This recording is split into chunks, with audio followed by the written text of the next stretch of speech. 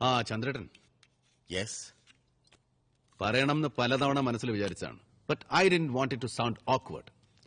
ഇതുപോലെയുള്ള യാത്രകൾ പതിവാണെങ്കിലും മുൻപൊരിക്കലും ഇതുപോലൊരവസ്ഥയിൽ ഇവിടം വിട്ട് നിന്നിട്ടില്ല ഞാൻ. You mean Kishanpetta? യെസ്. ഞാനിങ്ങനെ സ്ഥലത്തില്ലാന്നറിയുമ്പോ പുതിയതെന്തെങ്കിലും ഒരു ദുർബുദ്ധിക്ക് ശ്രമിച്ചുകൂടാന്നില്ല അവൻ. നത്തിങ്.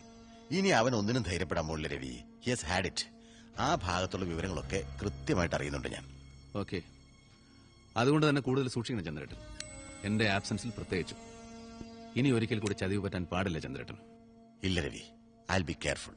ഗുഡ്. ഞാൻ തിരിച്ചെത്തുന്നവരെ അമ്മ അടക്കം എല്ലാത്തിന്റെയും സേഫ്റ്റി ചന്ദ്രേട്ടന്റെ കയ്യിലാണ്. ഓർമ്മയുണ്ടല്ലോ? രവി, ഉറപ്പ്. You can trust me. Cheers. Thanks.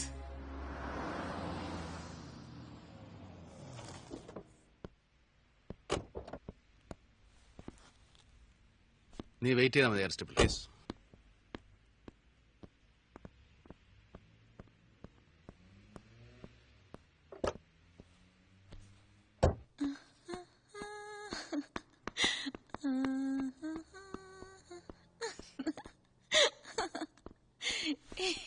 Alice,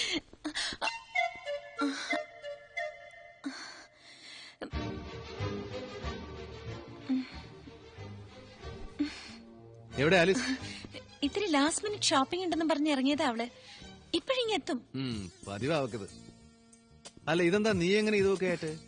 ഏയ്, ജസ്റ്റ് ഹെൽപ്പിംഗ് ആലിസ്. യാത്രയ്ക്കുള്ള ഡ്രസ്സൊക്കെ ഒന്ന് സെലക്ട് ചെയ്ത് വെക്കാൻ പറഞ്ഞ് ഏൽപ്പിച്ചിട്ടാ അവള് പോയിരിക്കുന്നത്.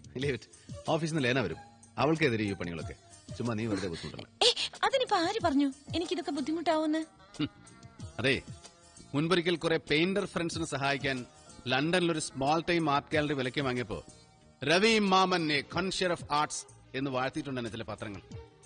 പക്ഷേ ഇന്നിപ്പോതാ റിനൗണ്ട് ഡാൻസർ അമ്മു സ്വാമിനാഥനെ കൊണ്ട് ഇങ്ങനെ എന്റെ വീട്ടിലെ അടിച്ചളിയും അടുക്കളപ്പണിയും ഒക്കെ ചെയ്യിക്കുന്നു എന്ന് പുറത്തെങ്ങാനും അറിഞ്ഞു പോയാലുണ്ടല്ലോ, തീർന്നു. എന്നെ വല്ല കലാഘാതകനെന്നോ മറ്റോ എഴുതി തുറച്ചു കളയും പത്രങ്ങൾ. ഇനിയുണ്ടോ? പക്ഷെ ഈ പറയുന്ന സോക്കോൾ റിനോൺ ഡാൻസർ അമ്മു സ്വാമിനാഥൻ ഇഷ്ടമാണെങ്കിലോ ഈ രവി മാമന്റെ വീട്ടിലെ അടിച്ചു തളിയും അടുക്കള വേലയൊക്കെ